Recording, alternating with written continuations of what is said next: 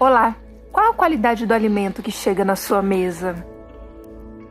Quando você consome esse alimento, você está reproduzindo que tipo de relação com quem produziu, com você que compra?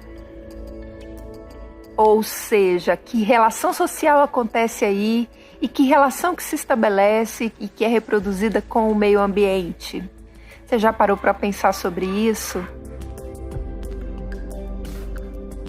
Que modos de produção existem no campo e na cidade para que esse alimento chegue até você? O projeto Vozes de Gaia quer ouvir mulheres que se relacionam, produzem, comercializam e pensam, pesquisam sobre o alimento que chega até nós.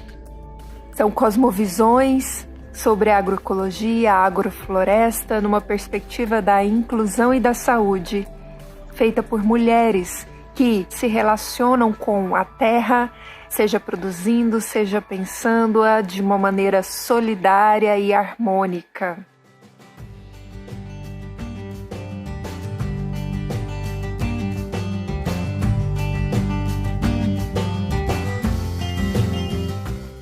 A minha conversa toda vai ser nesse lugar de quem pensa a agroecologia enquanto uma cosmovisão, enquanto uma visão de mundo, enquanto uma perspectiva de ser e de estar no mundo.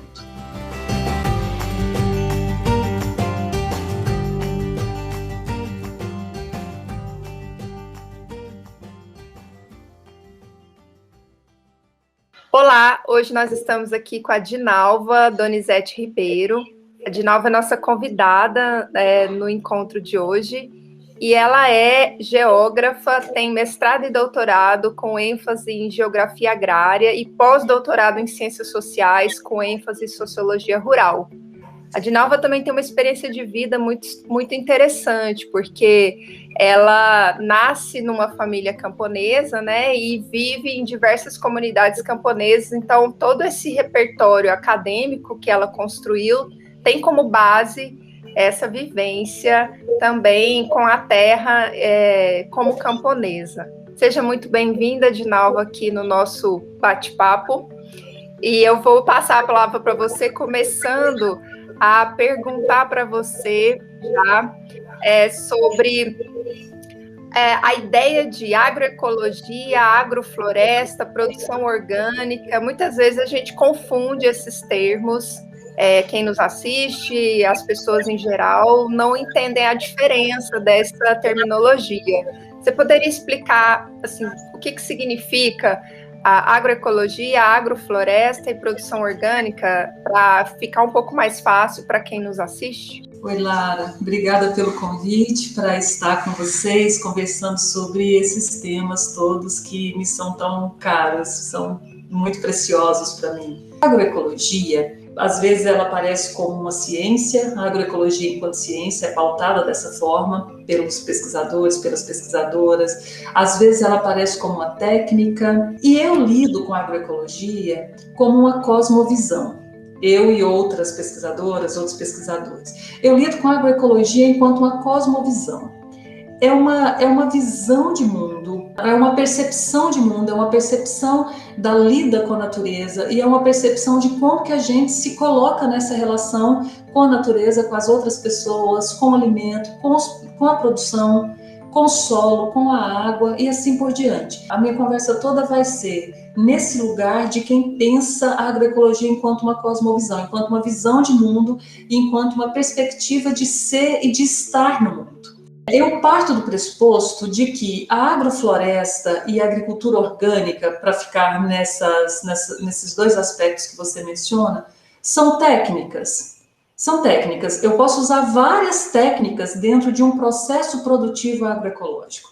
Eu posso ter um processo agroecológico muito diverso numa área que me permita, por vezes, ter um sistema agroflorestal, que a gente, numa sigla, chama SAF, né? SAF, Sistema Agroflorestal. Então, em algum lugar, você pode ter um SAF, um sistema agroflorestal. Numa outra parte, você pode, por exemplo, ter uma produção de orgânicos num regime quase de monocultura. Você pode, por exemplo, ter uma área considerável com produção ou só de tomate, ou só de milho, ou só de mandioca, ou de hortaliças, enfim, num sistema orgânico. Isso tudo pode coexistir dentro de um processo produtivo agroecológico. Nesse sentido, você poderia explicar um pouquinho melhor, a partir desse ponto de vista que você traz, dessa cosmovisão,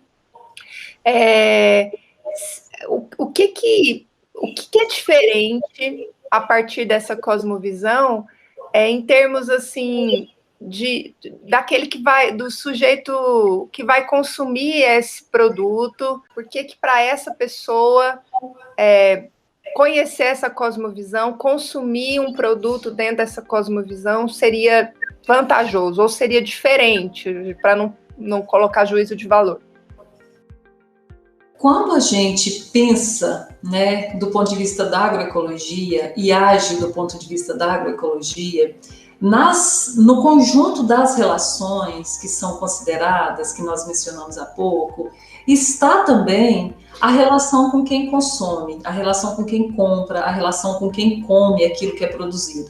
Até porque, em grande parte das vezes, quem vai comer são as próprias pessoas envolvidas na produção, a família, os colaboradores, funcionários, enfim, quem está envolvido no processo produtivo. Logo, quem consome, quem compra, invariavelmente vai estar se valendo de um alimento ou de um produto, porque às vezes nem sempre é só alimento, né? Tem outros produtos também, mas vai estar se valendo de um produto de uma qualidade muito maior. E quando esse produto é o alimento, quando estivermos falando de alimento propriamente, sem dúvida vai estar se valendo de um alimento de qualidade maior, um alimento muito mais nutritivo. Via de regra, respeita os tempos da natureza, é um alimento que tem uma qualidade também derivada da sazonalidade, os alimentos produzidos no tempo certo. O alimento da época da chuva, o alimento da época da seca, né? Falando aqui no caso nosso de Cerrado, de Goiás, Cerrado, que nós temos duas estações do ano muito bem marcadas, né? A época das águas, a época da seca. Então, um alimento produzido no seu tempo, no tempo adequado, no tempo dele, no tempo da natureza, é um alimento que carrega características nutritivas, nutricionais muito melhores.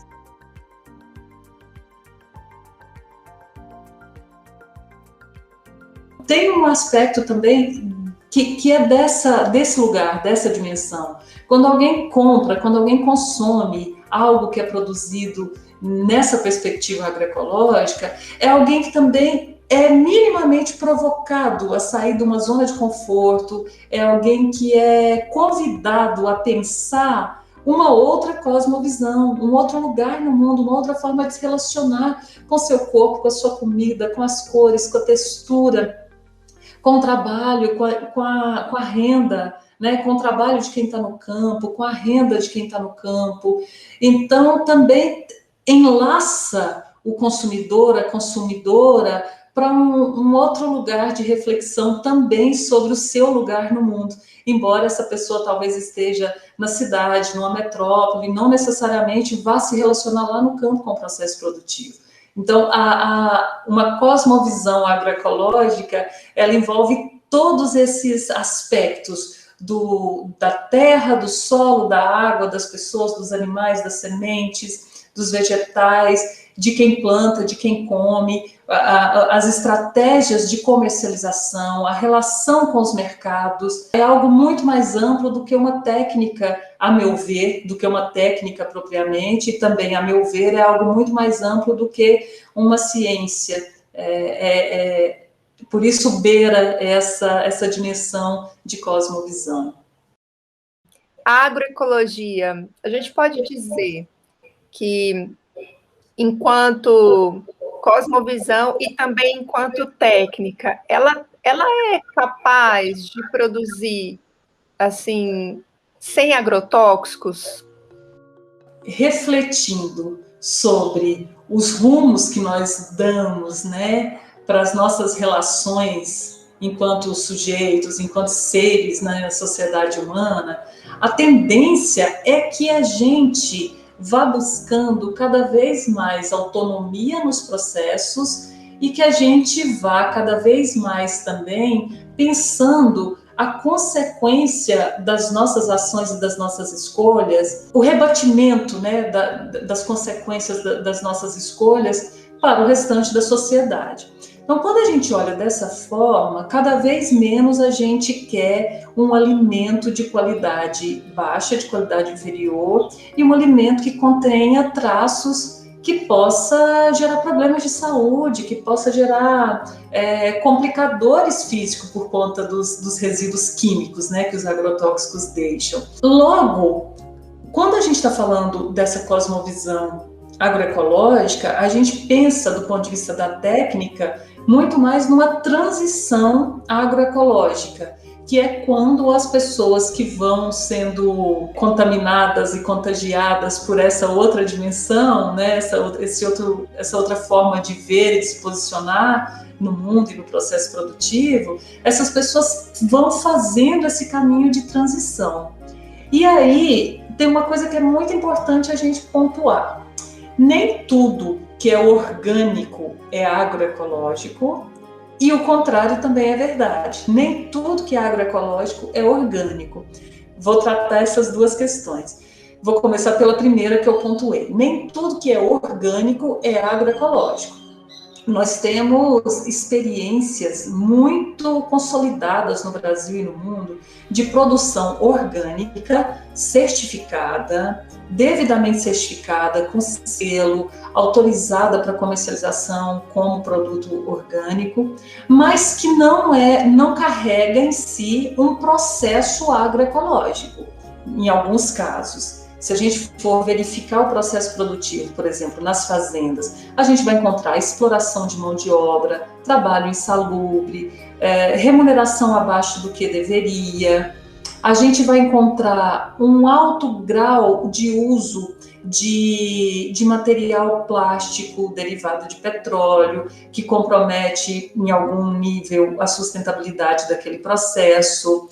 A gente vai encontrar uso abusivo de água, poderia-se ter um modelo de irrigação mais econômico, poderia ter coleta de água da chuva, enfim. Às vezes, para a gente consumir um produto com selo orgânico, a depender do produto, ele viaja muito, às vezes ele vem do exterior ou vem de outras regiões do Brasil, então você tem um custo de deslocamento, você tem desperdício, né?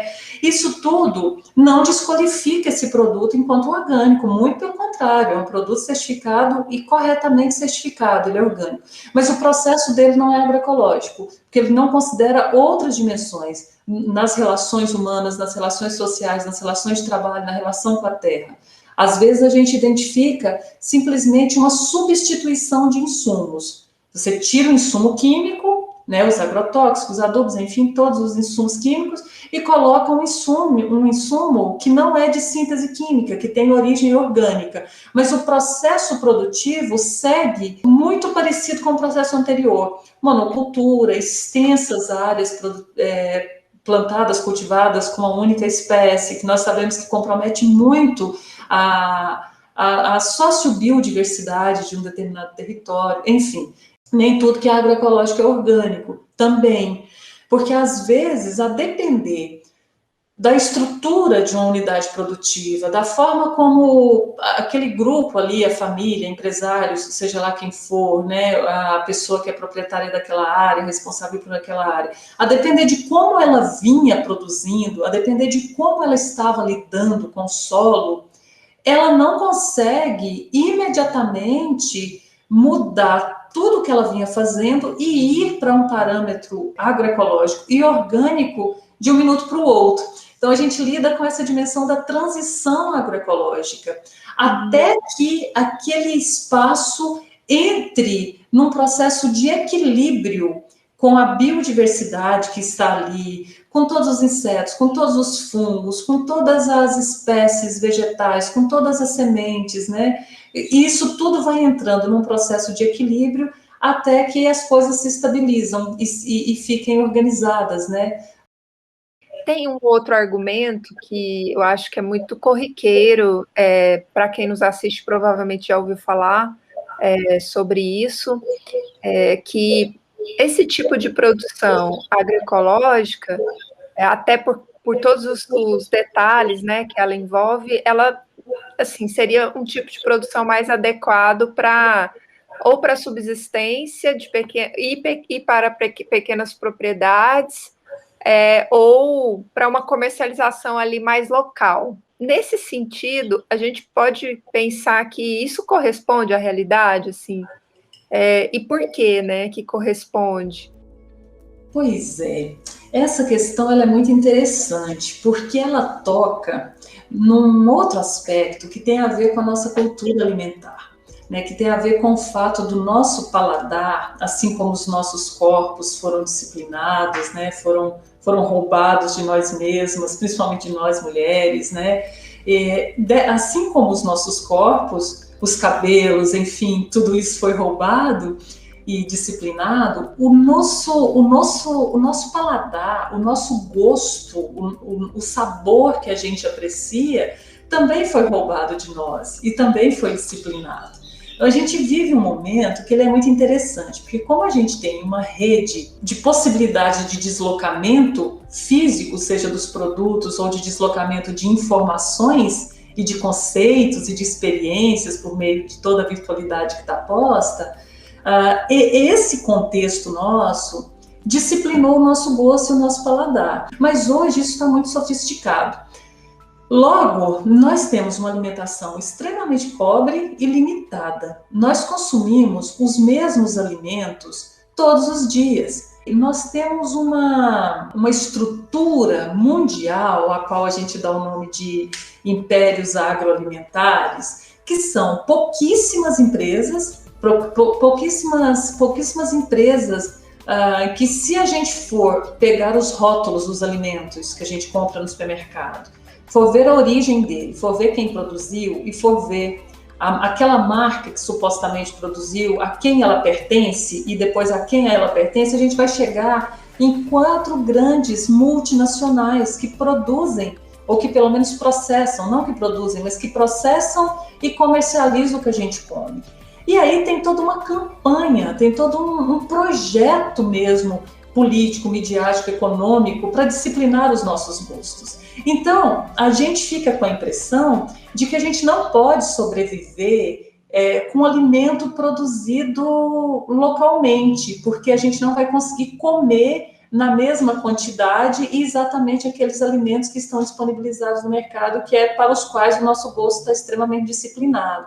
Então, tem uma coisa de cultura alimentar que nos faz negar, inclusive, aquilo que é fresco e aquilo que é do tempo, que é sazonal. Nós somos capazes de comprar um suco industrializado e artificializado, mas não somos capazes de ir ao quintal e pegar lá, seja o que for, aí cada pessoa traduz aí para o seu quintal, se é que tem um quintal, traduz aí para uma goiaba, para uma acerola, para uma manga, para um limão, para uma banana, traduz aí para o seu quintal, para uma amora, e pensa, né, assim, que nós temos essas opções em casa, mas nós fazemos opção de ir ao mercado porque tem uma história do fetiche para comprar aquilo, com aquela embalagem, com aquela propaganda, com aquela cor no rótulo, né?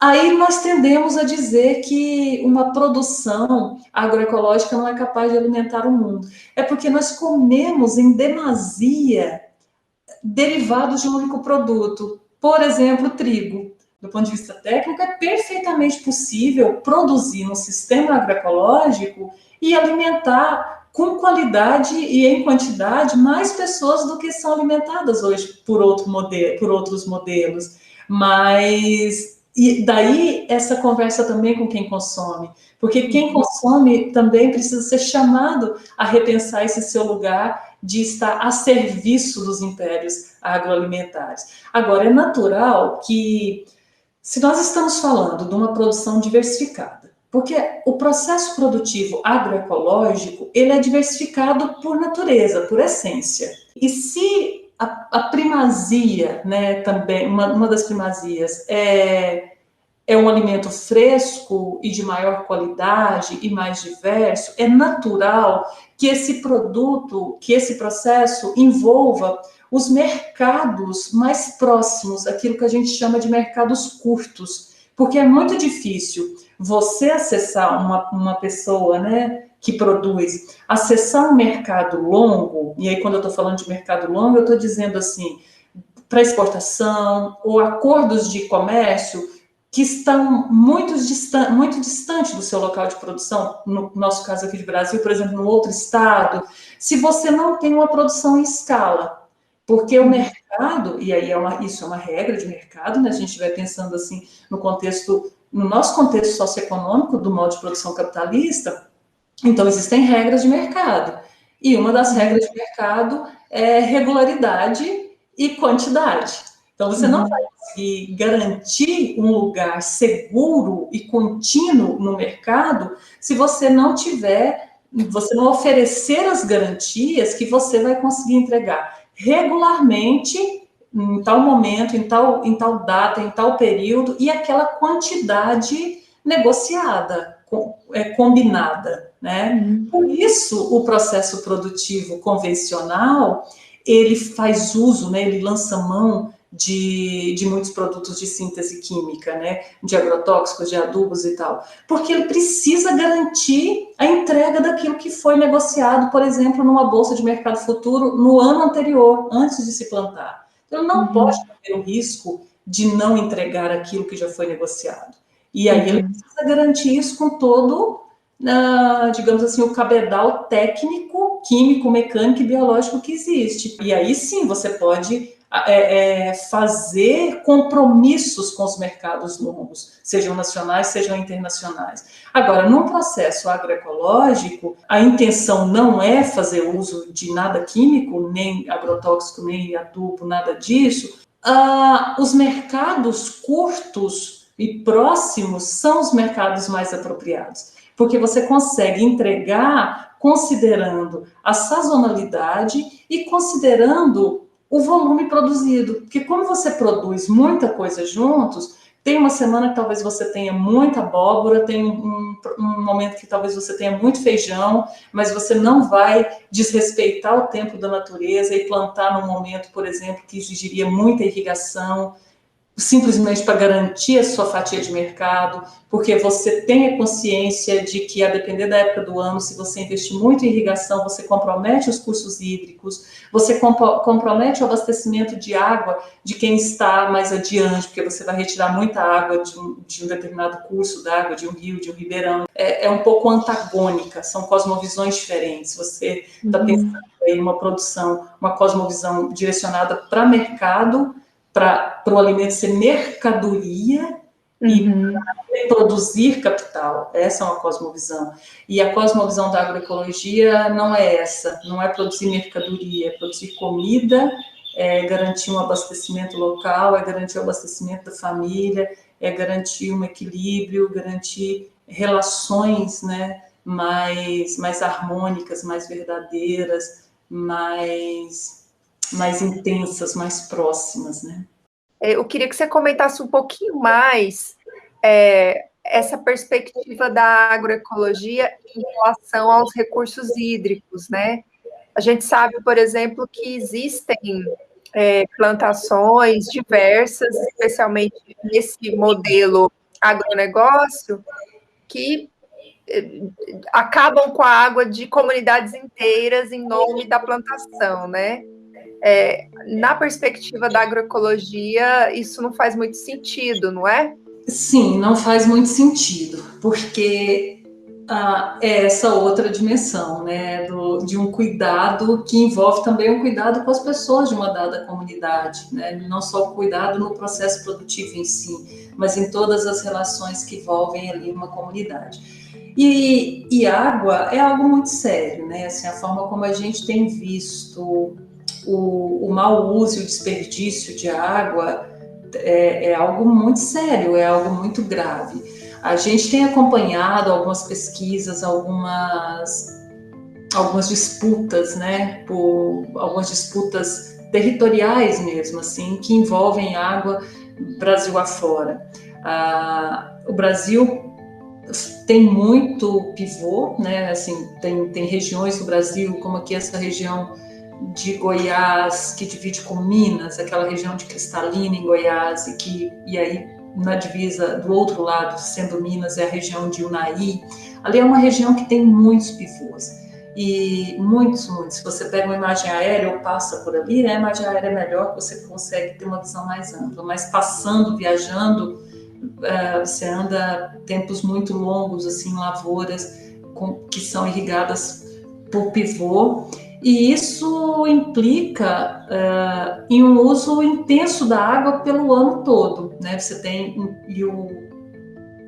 os processos, o cultivo também o ano todo, né? Então você não deixa o solo descansar, não tem um tempo de repouso, porque se você tem disponibilidade de água por irrigação mecânica, você pode plantar, colher e plantar em seguida, colher e plantar em seguida. Então veja que também isso se traduz num problema de exaustão de solo, porque quando a gente está no tempo da natureza, a gente ou deixa o solo em repouso, aguardando a próxima estação das águas, ou a gente aproveita aquele solo para plantar uma outra cultura que funciona bem com um período com menos águas. Então você acaba tendo uma rotação se você está no tempo da natureza. Então, agora o impacto sobre esse uso intensivo da água nas comunidades da região e em outras propriedades é algo seríssimo, porque a vazão da água fica altamente comprometida.